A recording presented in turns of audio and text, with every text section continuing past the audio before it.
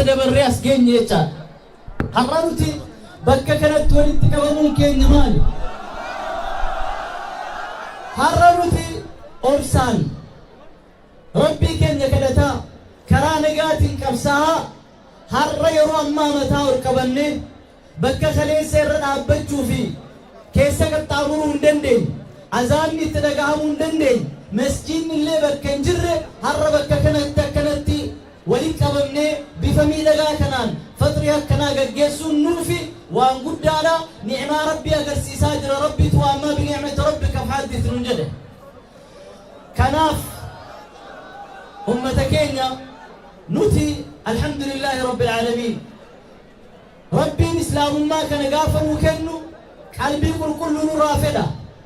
qalbii rabbi tokkichi jaalatu, qalbii nabiyyi Muhammad alayhi salaatu wassalaam jaalatu, qalbii haaloo fi biiluu hin qaban, qalbii akkasumas waanyoo fi hasada of keessatti hin qaban rabbi nuu kennee jira.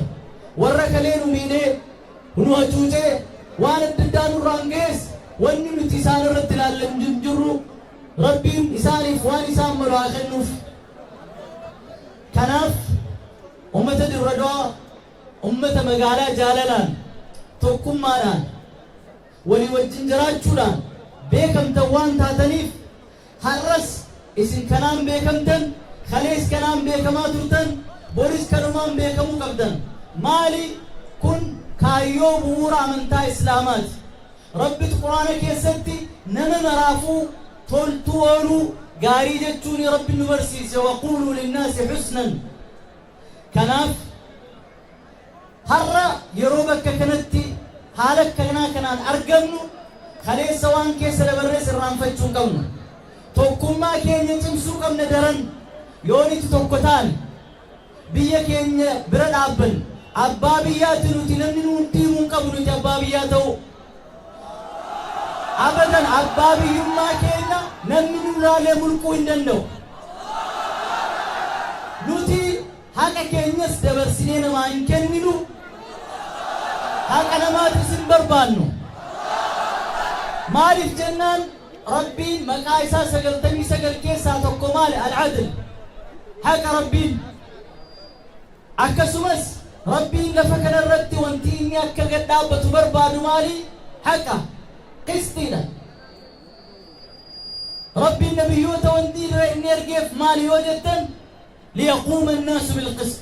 nuti har'a lafa kanarratti abbaan fedhe faallaa keenyarra yoo dhaabate diina keenyaafillee haqaan osoo daangaatti hin darbin haqa isaaf kennu rabbiin nutti himee jira, rabbi nu ajajee jira jechaadha.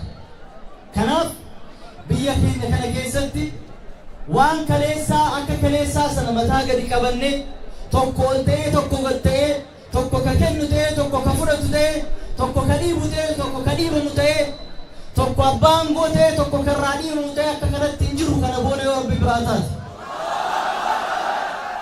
Kanaaf biyyi tun islaamummaan biyya kana keessatti islaamummaan waan kalee dhufee miti biyya kanaaf. Islaamummaan Madiinaa dura biyya kana seente islaamummaan. Biyyoota har'a biyya islaamaati. biyyoota har'a ummanni isaanii dhibbatti muslima jiran Saudi Arabiyaa fudhadha, biyyoota Gulf countries fudhadha, Iraqin fudhadha, biyyoota akka Indoneeshiyaa fudhadha. biyyuma addunyaa kana islaamummaan parsentaa 100 keessatti jirtullee yoo fudhattan nu booda waggaa 30, waggaa 60, waggaa 100 nu booda islaamummaa fudhatan. Kanaaf biyyitun ka isin miidhagduun islaamummaanis akkuma kaaniinu. Islaamummaan Itoophiyaadhaaf qabeenya, islaamummaan Itoophiyaadhaaf utubaadha, islaamummaan Itoophiyaadhaaf seenaadha, islaamummaan qabeenyi islaamaa diina miti. Itoophiyaadhaaf islaamummaan qabeenya. Kanaaf warri as dura turan biyyi kun waan kan isin hin guddanneef tokko keessa aangoonni mootummoonni biyya kana hoogganaa turan yeroo isaanii guddaa kan fixan akkamitti ummata islaamaa kana hacuucna karoora isaan ittiin daddabsiisan baasuu irratti waan biizii ta'aniif biyyoon misoomsuu irratti yeroon arganne.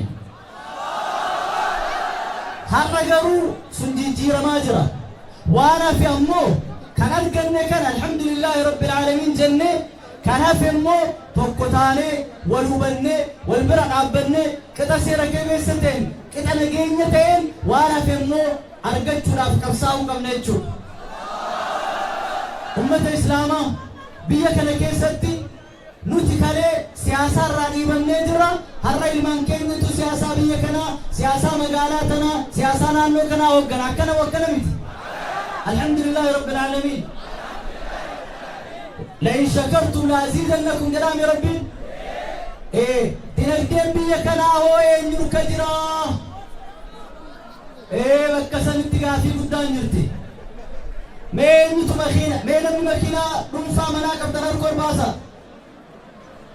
أبو أنجرتني يرتني لكن الآن إسلام ماري يمان فيتو إسلام ماري يمان فيتي إسلام مار رسول الله عليه الصلاة والسلام اللهم إني أعوذ بك من الكفر ميجرا اللهم إني أعوذ بك من الكفر والفقر كنافو بيتك وكيستي سياسانس كيسين أبتو أنغوني سركا كيسا كالنترو يودي نقدر أركاكي كيس جراتنا كناف دي نقدر تسجمو كبنا هجتشو كبنا ساتي ليرا هجتشو كبنا برا من تا إسلاما كان كيسا توانو تبرن مالي في رمضان كيسا جهان نقول قدام كيف ما توي ميلالا نمني توقع سوكا دوكانا كيسا تاي دلدلون وصادون يسنتوكين سو قبان توقع يسنتوكين دلدلون دندا لكن نمني توقع سوما بيا براس أنا كيست بيونجي بشان إنجر سنة كيستي إنجفنو كركودا قال ميسني جرى النبيين صحابون والرسام بونترن عليه الصلاة والسلام لو اللي بدري جاء كم كيسة كيف فمي فتح مكة قادسية عين جالوت معركة حطين معركة بلاط الشهداء معركة اليرموك مرتسى رمضان كيسة هاي يو رمضان كيسة ربين دانقا بيا الدنيا تنبني فتوحات إسلاما كبرتاتي نوتي أكملت رمضان جاء الربا جاء الدبين جاء تاني ثم رمضان أكملت قونا كان أفوج الجيرمو كم نجال كبساو كم لكالتي وندانو نني مركم نتي في نيسي كان نجو نمني قبيلنا نمني في داخيشة كيستي سينا كنجرو